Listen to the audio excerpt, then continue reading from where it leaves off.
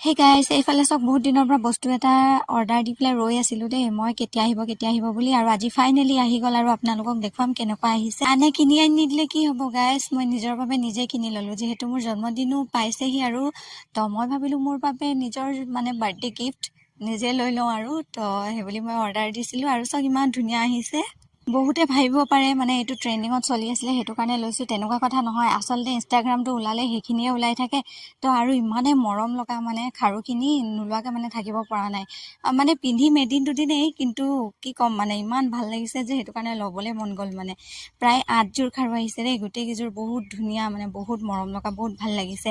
নিজে চাকৰি নকৰিব পাৰো কিন্তু বন্ধুসকল নিজৰ হৰুহুৰা মানে প্ৰয়োজন পূৰণ কৰিব পৰা ক্ষমতা এতিয়াও মোৰ আছে দেই হেকাৰণে কোনো নিদিলেও হ'ব মই নিজে কিনি লৈছো আৰু নিজৰ বাবে এতিয়া প্ৰিয়জনক কেনেকৈ বুজাও বস্তুটো যে ভাল লাগিছে হেতু কাৰণে আমাক লাগে আমি নিপিন্ধিব পাৰো আমাৰ ছোৱালীবোৰৰ মনটো তেনেকুৱাই